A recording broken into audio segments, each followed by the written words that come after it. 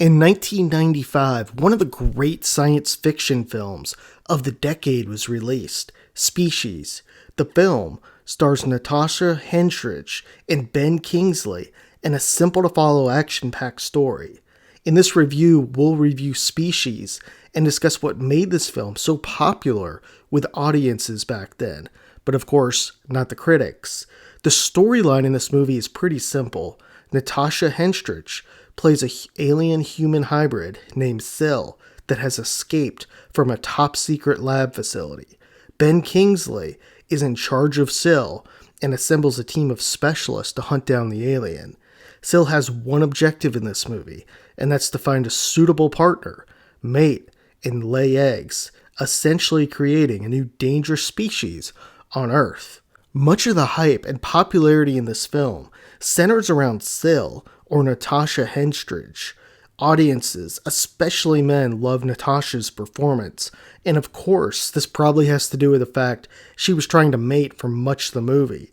In addition to this, there's something intriguing about having a dangerous alien appear as a gorgeous woman. Now, many alien movies up to this point portrayed aliens as ugly and hideous, and the direction the film took here was really interesting and refreshing, I thought. The Alien franchise portrays the xenomorphs, of course, as these hideous, slimy creatures, and we saw other alien films do this as well back in the 90s, films like Independence Day, and then, of course, in the 80s, there was The Thing. Casting the main villain as this gorgeous alien surely benefited the film. Now, the film doesn't portray Syl in any sort of negative light, essentially. Syl is portrayed really as a child, but very intelligent, someone who's trying to discover their self. Syl doesn't know where she came from and what is happening to her in the movie, and she really acts out of instinct. For example, during the film, when she killed the woman on the train that was checking on her, that was out of fear. That was because she was worried. Syl tries to mate because her natural urges are pushing her in that direction. She really doesn't understand who she is, why she was locked up, and what's going to happen to her. Now, the rest of the characters in this film are pretty good as well. Michael Madsen plays an assassin named Preston, who has a fling with a microbiologist. Dr. Laura Baker, I thought Michael Madsen was excellent and played the role terrific. Forrest Whitaker plays a man named Dan, who's an empath, essentially able to feel and know what's kind of going on with Syl.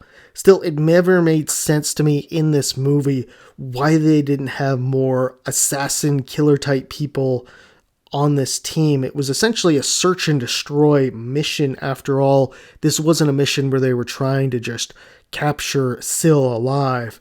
You know, why did Ben expect an empath and the scientist to be able to hunt down this vicious predator? Now, one strength in the film is the movie doesn't stray from the primary storyline and try to go down these other paths that sometimes these movies do. It really stays focused on the hunt around Syl and capturing this alien-human hybrid. One thing I never liked about the movie, though, was the ending.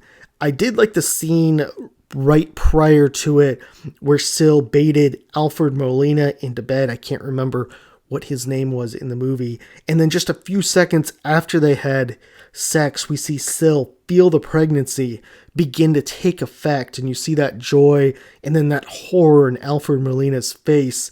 It's still, to me, priceless after all these years. And, you know, the ending scene in the sewer, I thought was unsatisfying and didn't make much sense. For example, why didn't Ben Kingsley call for backup when they learned she was still alive? He had all these people working for her, and essentially 4 people ran into the sewer with only one person, Michael Madsen's character, having the proper skills to actually kill Syl. No one else was really qualified or, was going to be able to capture this dangerous predator alien. You had a microbiologist, an empath. There was only one person who was able to essentially do it. Now, one terrific thing in this movie as well as the CGI. It's tough watching it now to really appreciate it as much, but back then the CGI was really best in class. Not to mention, after rewatching it, I still think it looks pretty good today. That scene where Scylla's in the jacuzzi and the skeleton, her alien skeleton, comes out of her face, I still think that looks great today. Overall, if you haven't seen Species, if you're younger and you never saw this in the 90s, maybe you weren't born then, this is a terrific science fiction movie. It's still a good watch today, a lot of fun. There's a couple different sequels around it. They're not as good as the original, but they're still, I think, entertaining, especially the second one. Thanks for watching. Appreciate it.